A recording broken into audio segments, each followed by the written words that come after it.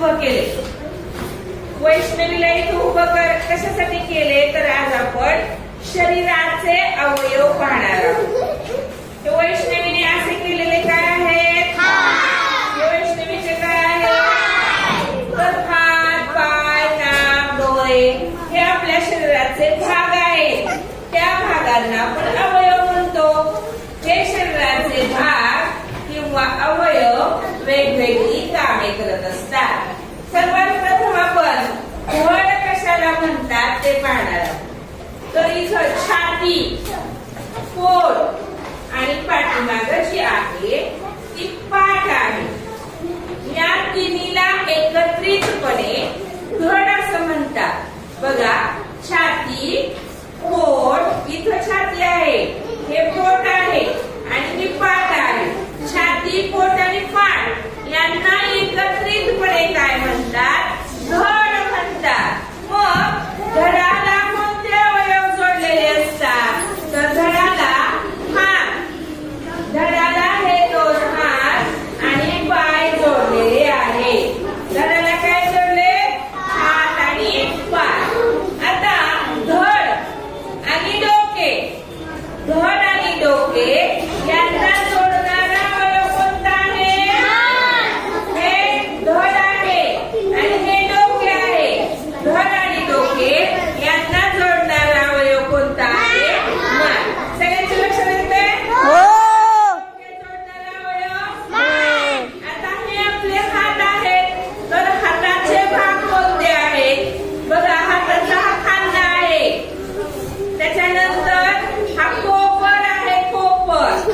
त्याला म्हणायचंय अग्रबाहू, याला म्हणायचं मनगट, याला म्हणायचं तळहात आणि ही आहेत हाताची बोटे.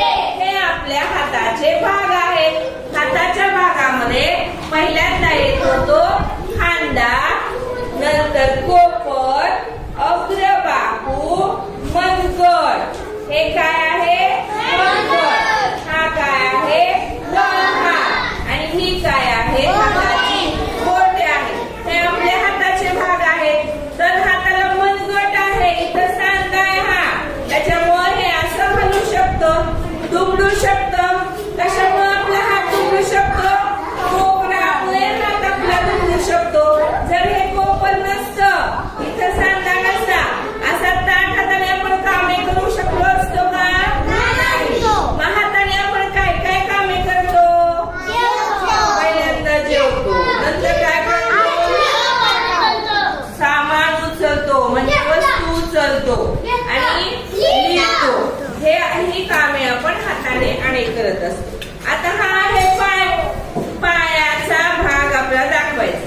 ही आहे मांडी, हा आहे गुडघा. हा काय आहे? ह्याला म्हणायचंय पोटरी, ह्याला काय म्हणायचं? इथं आहे घोटा, काय आहे? इथं काय आहे? टाच. मांडी, गुडघा, पोटरी, घोटा, टाच आणि पाऊल हे आपल्या पायाचे भाग आहेत. पायाच्या भागामध्ये पहिलं काय आहे? काय आहे? मांडी. दुसरं काय आहे? याला काय म्हणायचं? पोटरी. याला काय म्हणायचं? काय म्हणायचं? याला काय म्हणायचं? आणि हे काय आहे? आता मला हिचे बघा, हिच्या पायाचे भाग कोण दाखवते इथं सांगा बरं. पायाचे भाग कोण सांगते? आता मी जे तुम्हाला पायाचे भाग सांगितले ते कोण दाखवते? पहिल्यांदा काय आहे? मांडी. नंतर काय आहे? नंतर काय आहे? नंतर आणि पाऊल. हे आपल्या पायाचे भाग आहेत. पायाने आपण काय करतो? काय करतो? अजून काय करतो? काय करतो? हा, सगळ्यांना शिकवायचं.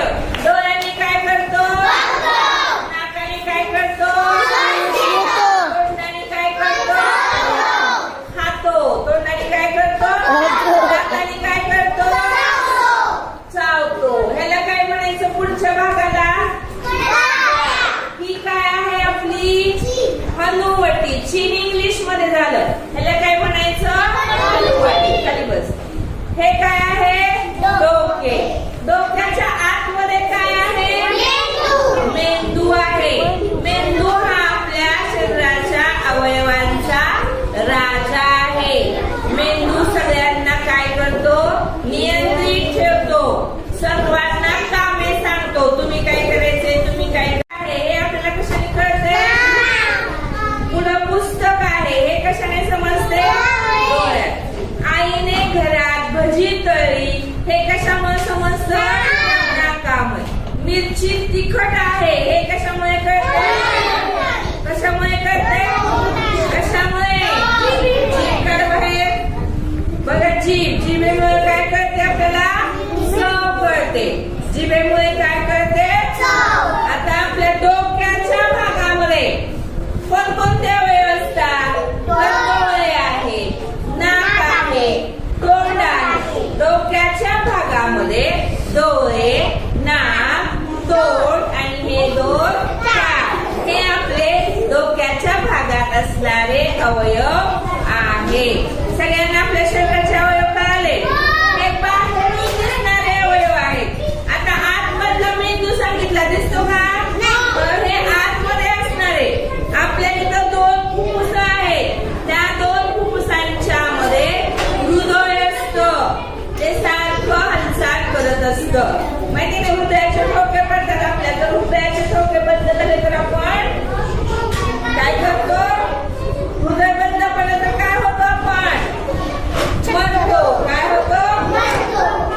तर अशा पद्धतीने आज आपण आपल्या शरीराचे अवयव पाहिलेले आहेत. शरीराचे अवयव आणि त्यांची कामं काय काय आहेत हे सर्वांनी आपण पाहिलेलं आहे. तर सर्वांना घरी गेल्यानंतर आपल्या आपल्या आई वडिलांना बहीण भावाला तुम्ही आधी शरीराचे अवयव शिकलेले आहात ते दाखवायचे. तुम्हाला पण कळतंय कुठं मेंदू आहे, हाताचं काम काय आहे, कोपर कशाला म्हणायचं, घोटा कशाला म्हणायचं हे सगळं त्यांना सुद्धा सांगायचं आहे. वैष्णवीनं आपल्या छान